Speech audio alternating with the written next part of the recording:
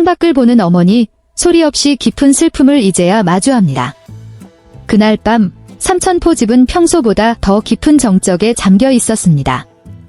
창밖으로는 차가운 공기와 익숙한 바닷내음을 머금은 해풍이 잔잔하게 불어왔습니다. 벽시계는 이미 자정을 넘겼지만 효영씨는 좀처럼 잠을 이룰 수 없었습니다. 건어물 가게에서의 긴 하루로 몸은 녹초가 되었으나 마음 한구석에는 이름 모를 불안감이 감돌았습니다. 집안의 공기가 묘하게 비어있는 듯했고 어딘가 온기가 빠져나간 듯한 허전함이 느껴졌습니다. 그는 물을 마시기 위해 방을 나섰습니다. 거실을 지나치던 순간 구석에서 흘러나오는 희미한 불빛에 그는 발걸음을 멈추었습니다. 어머니가 창가 옆 낡은 나무 의자에 홀로 앉아 계셨습니다. 큰 불은 끄고 취침등의 연한 황색 불빛만이 고요히 앉아있는 어머니의 야윈 실루엣을 비추고 있었습니다. 어머니의 시선은 바람소리와 어둠만이 가득한 끝없는 허공을 향해 있었습니다. 효영씨는 그 자리에 얼어붙었습니다. 어머니를 감싸고 있는 그 위태로운 정적을 깨뜨릴까 봐 차마 발을 내딛지 못했습니다. 약간 굽은 등과 무릎 위에 가만히 얹은 두 손, 그 모습이 오늘따라 너무나 작아 보였습니다. 그는 문득 깨달았습니다. 그동안 자신이 어머니를 늘 괜찮은 분으로만 여겨왔지 수많은 상실을 견뎌온 한 명의 여성으로 바라본 적이 너무나 오래되었다는 사실을 말입니다.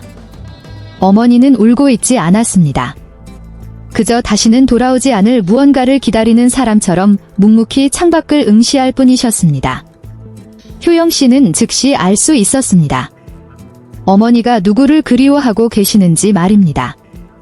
아주 오래전 세상을 떠난 두 아들, 하지만 어머니의 마음속에서 그들은 단 한 번도 이 집을 떠난 적이 없었던 것입니다. 효영씨가 어릴 적 죽음은 모호한 개념이었습니다. 그저 집의 사람들이 북적였던 날들, 억눌린 울음소리, 그리고 짧은 시간 동안 눈에 띄게 수척해졌던 어머니의 모습만이 기억에 남았습니다.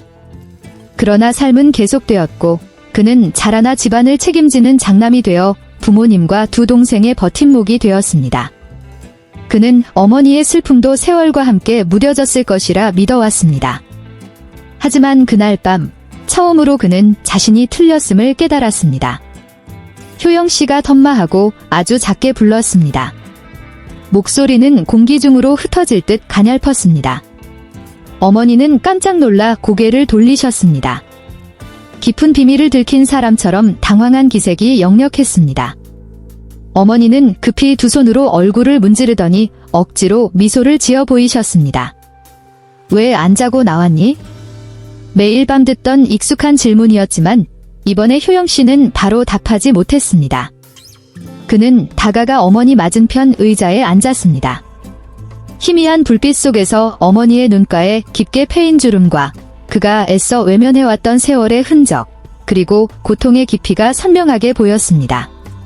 엄마, 무얼 보고 계셨어요? 답을 알고 있으면서도 그는 물었습니다. 어머니는 한참 동안 침묵하셨습니다.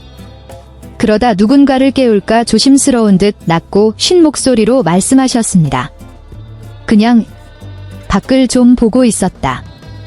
그냥 좀이라 하셨지만 효영씨는 그것이 수십 년을 이어온 사무친 그리움임을 이해했습니다.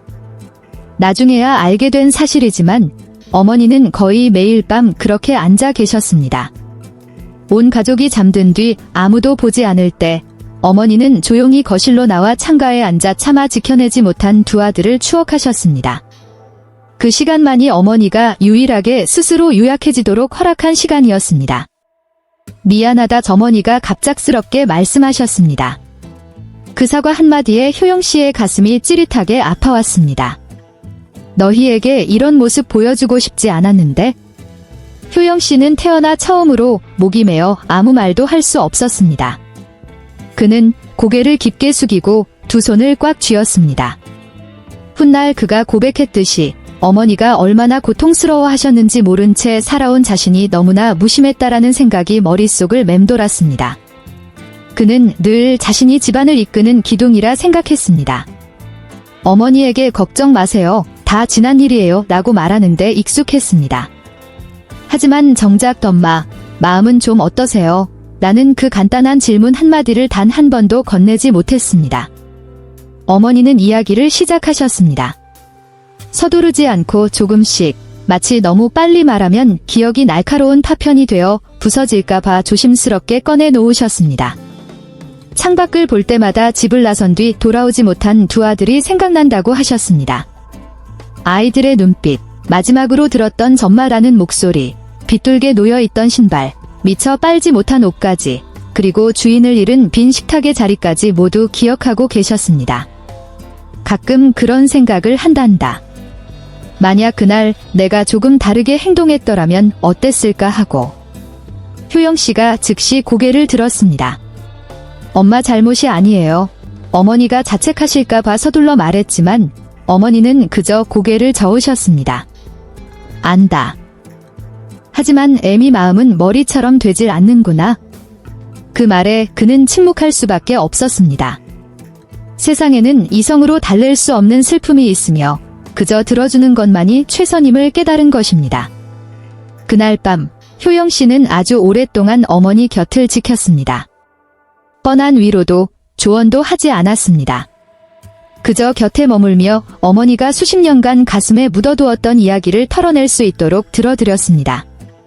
처음으로 그는 강한 장남이 아닌 오로지 아들이 되어 그 자리에 있었습니다. 그는 문득 서진 씨와 효정 씨를 떠올렸습니다. 그 일이 있었을 때 두 동생은 너무나 어렸습니다. 아마 어머니의 슬픔을 막연히 느끼기는 했겠지만 온전히 이해하지는 못했을 것입니다. 효영 씨는 모두의 버팀목이 되기 위해 스스로를 채찍질하는 동안 어머니 역시 기댈 어깨가 필요했다는 사실을 잊고 있었습니다. 어머니는 꿈속에서 떠난 아이들이 대문 밖에서 엄마를 부르는 소리를 듣곤 한다고 하셨습니다. 그러면 잠에서 깨어 습관처럼 거실로 나와 창밖을 보며 아주 오랫동안 바라보고 있으면 혹시라도 기억이 현실이 되지 않을까 하는 가냘픈 희망을 품으셨다고 합니다. 불가능한 일임을 알면서도 멈출 수 없었던 것입니다. 창밖을 보고 있으면 아이들이 어딘가에 아직 있을 것만 같아 어머니는 결국 눈물을 흘리셨습니다. 내가 잊어버리면 정말로 그 아이들이 영영 사라져 버릴까봐 무섭구나. 효영 씨는 어머니의 손을 잡았습니다.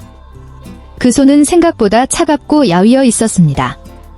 그는 아무 말 없이 손을 지그시 맞잡으며 무언의 약속을 건넸습니다. 그 순간 그는 깨달았습니다. 이 가족의 강인함은 고통이 없기 때문이 아니라 슬픔을 정면으로 마주하고 서로의 곁을 지키는 데서 나온다는 것을 말입니다.